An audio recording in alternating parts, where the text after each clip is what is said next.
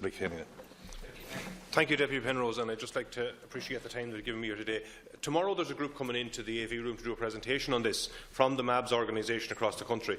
As has been said, there's 51 boards, and each of them are independent, and they are managed by local people on the boards. People from St Vincent de Paul, from the Gardaí, from the social welfare, from various agencies and organisations in the local communities where they exist. And they have the local knowledge and the local input, and they give their time freely to manage the organisations. It's a system that works perfectly without a hitch and has done since the establishment of the MABS organisations.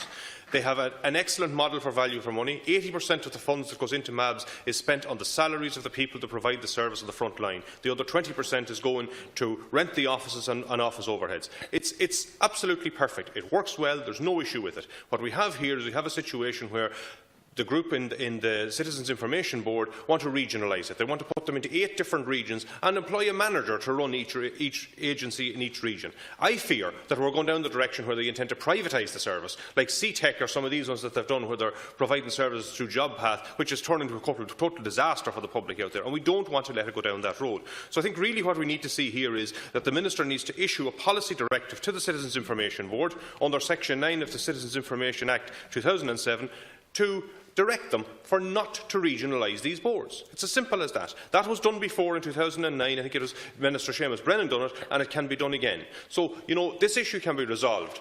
There's a perfect system here that isn't broken. It's working well. It's providing a good service. There's no reason for to change it. The only reason there seems to be for to change it is that some people in the civil service decide that they like to have, regional organisations and structures, and they can set up boards and they can get money for running around the country for running up and down to different meetings.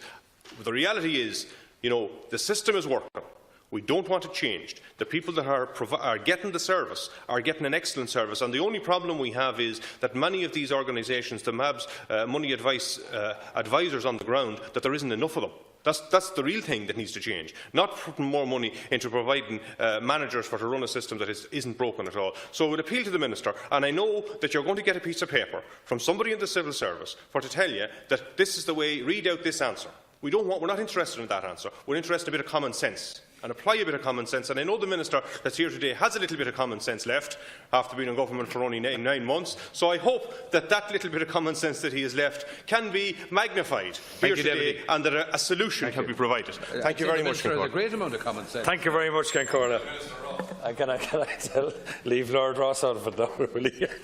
First of all, can I thank Deputy Willie Penrose and Deputy Martin Kenny for their words, and yes, let's hope we have a bit of common sense when to deal with this particular issue. As you know, at Can Corla, the Citizen Information Board, which receives exchequer funding from this department, is responsible for supporting the provision of information advice, including money and budgeting advice, and advocacy, and a wide range of public and social services. Can I also give the apologies of Minister Leo Varadkar, because I am taking over today. CIB delivers on its legislative remit through direct provision of information services and by supporting a network of delivery partners, including the local Citizens Information Service and the Money Advice Budgeting Services MABS. One of the strategic priorities of the CIB, as articulated in the Strategic Plan 2015 to 2018, is to revise the structures of the Citizens Information Services and MABS to better serve the citizen by improving management structures and governance, management of resources and the delivery of high-quality services. And that's in the Strategic Plan. The existing network comprises of 93 independent local companies, 42 CIS companies and 51 MABS companies, each with its own legal responsibility to provide services within their defined catchment area. These 93 companies have 93 individual boards, with an average of 9.2 people serving on each board. This results in governance structure of over 800 people for an organisation of approximately 2,800 people.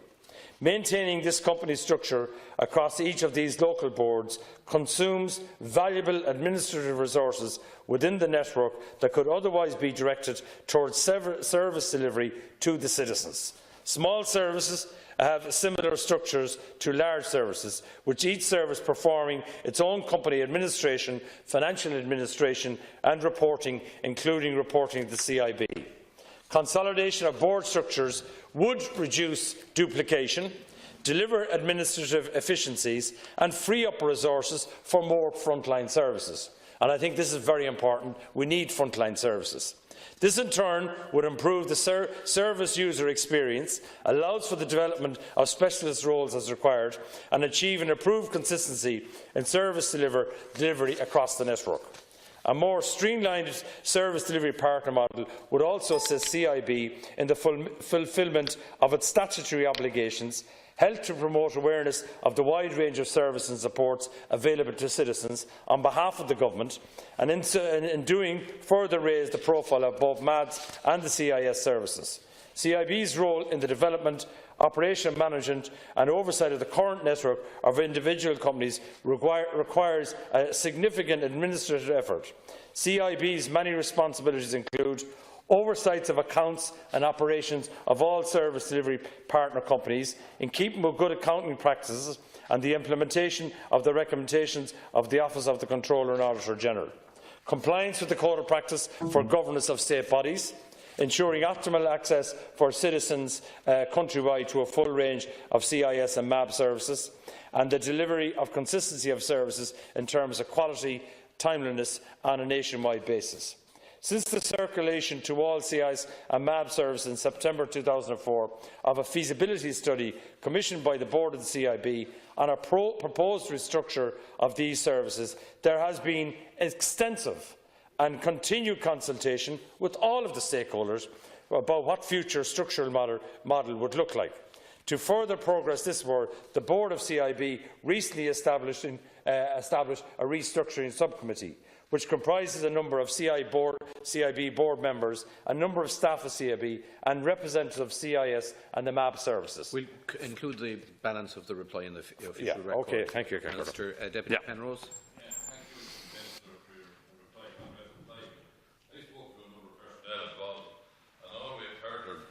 That they have heard is global assertions and utterances that the current situation and structures need to be reformed from a governance viewpoint. But where is the empirical evidence to sustain this? And I know as the review group, it's all made up. It's like going to court with the devil and holding it in hell. It's all made up of the same people, the CIB people themselves. It's them that wants to emasculate the structure. Don't tell me about the 2,800. They're not costing a tosser. Most of them, they're free. And this is all in nonsense. Look, we had one bags of a thing in government ourselves. We done away with town councils. Now, town councils that you got elected with 40, 50 votes, fair enough. But town councils that had 3,000 or 4,000 people, we rushed to regionalise them and destroyed local government. I'd be fair enough and straight and admit that. We didn't keep our eye on that ball. And this is the same. So I have my eye on this ball, and I'm not going to allow the same mistake. Once bitten, twice shy. And I am very shy about this one. I think it's a nonsense. I know the people that are involved in Westmeath and Longford anyhow. People, the top, you wouldn't get them for love or money, as I say down our way. And here we have them for nothing. Putting in time. Minister, Section 9 gives you a bit of power. And it's great to have a little bit of power sometimes, because it allows you to tell bureaucrats to back off.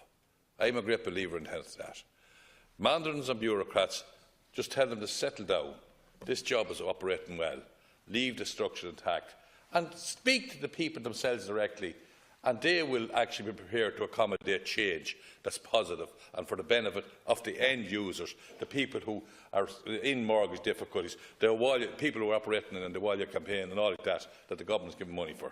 Please, Minister, don't go down this road. We have travelled those roads enough. Minister. Minister. Oh, sorry. I thought Deputy Kenny, no? Okay. First of all, just a couple of things. Just in relation to a couple of points there. First of all, of course I agree. I take your point on the town councils. It was a bad decision at the time. But to go back to this issue as well, the subcommittee that I mentioned, Cancorla, is expected to report its findings on the regional structure for CIS and MABS companies to the board of CIB shortly.